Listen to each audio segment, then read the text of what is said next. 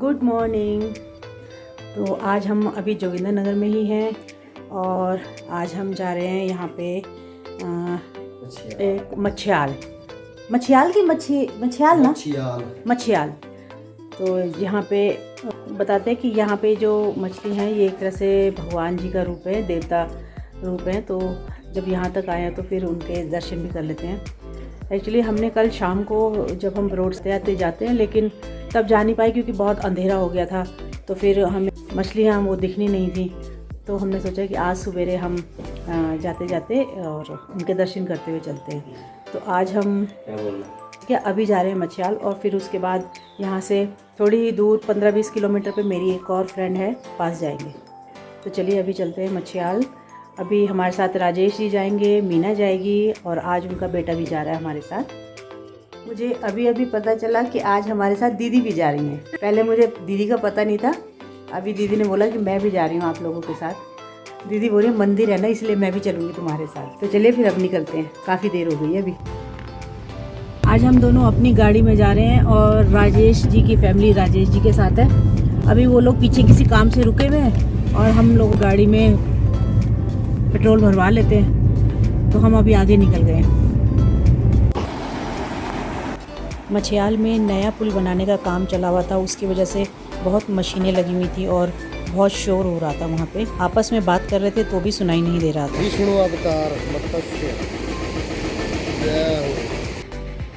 मीना घर से ही मछलियों को खिलाने के लिए आटा लेकर आई हुई थी। उसने थोड़ा थोड़ा आटा सबको दिया मछलियों को खिलाने के लिए और हमने भी वहाँ पे मछलियों को आटा खिलाया। सच में बहुत बड़ी बड़ी मछलियाँ थी, बड़ा अच्छा लग रहा था। जहाँ हम बैठे थे वहाँ चारों तरफ मछलियाँ ही मछलियाँ थी।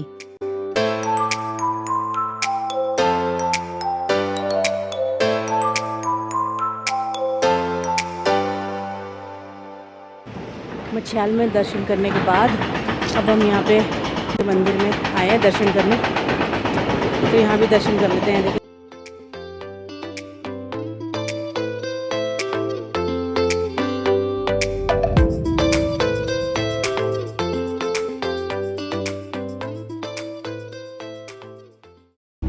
अभी हम मछियाल दर्शन कर आए हैं।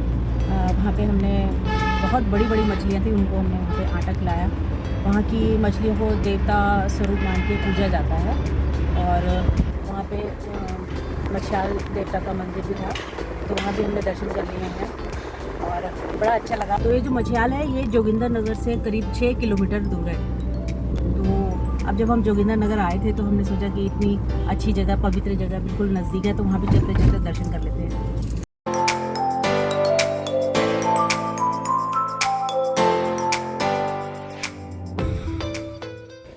अभी हम पहुँच गए हैं बीड़, जहाँ पे वर्ल्ड फेमस पैराग्लाइडिंग होती है।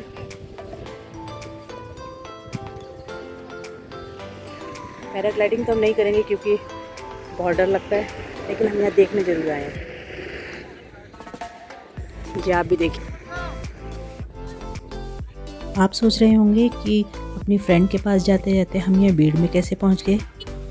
तो फ्रेंड्स, हमने जिस अपनी फ्रेंड के पास जाना था वो भी यहीं भीड़ में आई हुई थी अपनी किसी बहुत ज़रूरी काम से, और उसको यहाँ पे काफ़ी टाइम लगने वाला था। तो हमने सोचा कि जोगिंदर नगर से भीड़ की दूरी करीब 20-25 मिनट ही है, तो हम वहीं चल पड़ते हैं और अपनी फ्रेंड से वहीं मिल लेते हैं और फिर साथ ही हम दोनों उसके घर चल पड़ेंगे। तो इसीलिए हम भीड़ में रुक के उसका इंतज़ार कर रहे थे। Good morning. तो फ्रेंड्स, रात को हम पहुँचे थे 8 बजे करीब और रास्ते में काम चला हुआ था तो रास्ता बहुत ख़राब था, तो थोड़ा हमें लेट हो गया था यहाँ पहुँचने में। अभी मैं अपनी फ्रेंड के घर में हूँ और ये मेरी फ्रेंड है अंजू।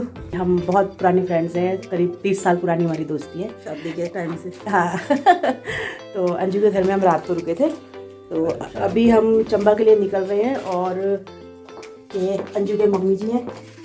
नमस्ते ये अंजू की मम्मी है और अंजू की बेटी अभी सोई हुई है। ये थोड़ी ज़बरदस्ती की सो गई है, देखो आपको देखते ही लग रहा होगा ये ज़बरदस्ती सोई हुई है। ये देख, ये बोल रही है मैं अभी बाहर नहीं आऊँगी, अभी मैं आधी सोई हूँ और आधी उठी हुई हूँ। तो अभी देर हो रही है, बस अभी निकलते हैं फटाफट क्योंकि हमें यहाँ से चंबा पहुँचने में करीब 8-9 घंटे लग जाएंगे। चलिए फिर चलते हैं अभी। तो अभी हम निकल चुके हैं चंबा के लिए।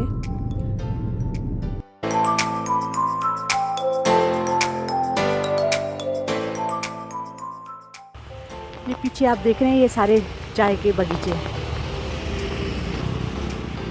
ये जगह है पालमपुर, और पालमपुर की चाय भी बहुत मशहूर है। तो ये देखिए, दूर दूर तक ये चाय के बगीचे हैं। इधर दूसरी साइड भी सारे दूर तक चाय के बगीचे हैं, और रास्ते में भी काफ़ी दूर तक से चाय के बगीचे में दिख रहे थे। चलिए अब चलते हैं बाहर।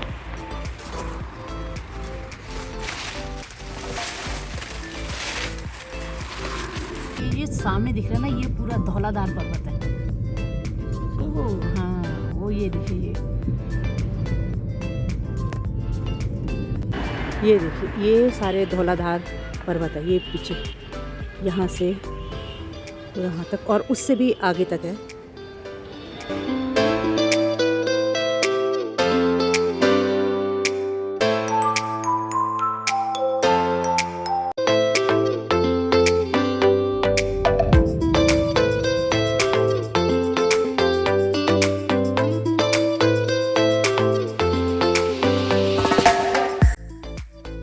अभी हम रास्ते में, पता नहीं कौन सी जगह है, यहाँ पे हम रुके थे 10 मिनट का टी ब्रेक लेने के लिए।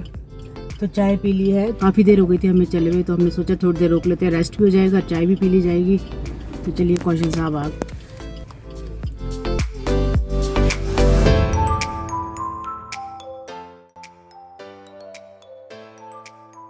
अभी कोई जगह है, ये सिवता, यहाँ पे हमने थोड़ा सा 10 मिनट का फ्रूट ब्रेक लिया है। तो अब यहाँ सड़क के किनारे बैठ के फ्रूट खाते हैं।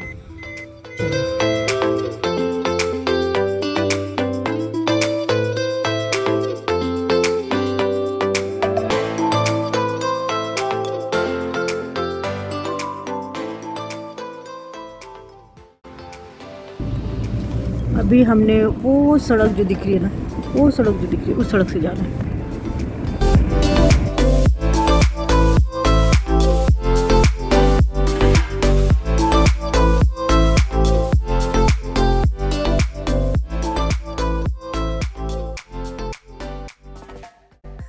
हम जब भी अपने गांव जाते हैं चंबा, दूसरे रोड से जाते हैं, नूरपुर वाले रोड से, है ना, नूरपुर वाले रोड से जाते हैं हमेशा। ये सिवता वाले रोड से हम पहली बार जा रहे हैं। तो ये गांव, ये जो रोड है ना, ये बहुत छोटी सड़क है, और इसमें छोटी सड़क में दोनों तरफ छोटे छोटे गांव आ रहे हैं, लेकिन ये बहुत अच्छा लग रहा है।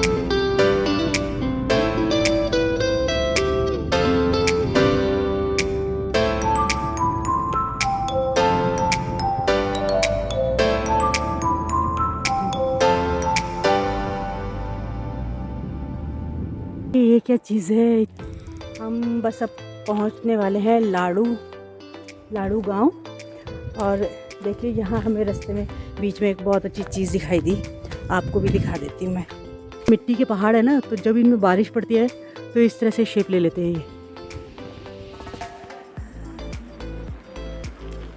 कितना सुंदर लग रहा है।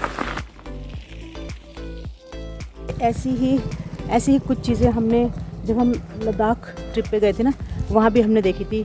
पांग जगह आती है, उसके आसपास इसी तरह के ये बने हुए थे। एक लड़का कहाँ से क्या रहा था,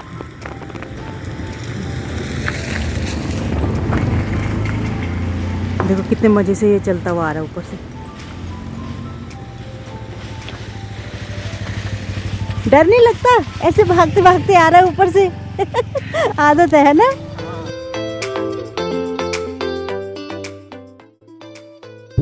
अभी हमने 10 मिनट का टी ब्रेक लिया है बीच में। तो ये जो जगह है इसका नाम है नैनीखट, और यहाँ से हमारा चंबा रह गया करीबन 70 या 72 किलोमीटर है, और हमें 2.5 घंटे करीब लग जाएंगे। तो अभी शाम भी होने वाली है, अरे शाम भी होने वाली है, इसलिए हम कोशिश कर रहे हैं कि हम फटाफट चलें और रास्ते में आप कोई ब्रेक ना लें। तो अभी निकलते हैं फटाफट।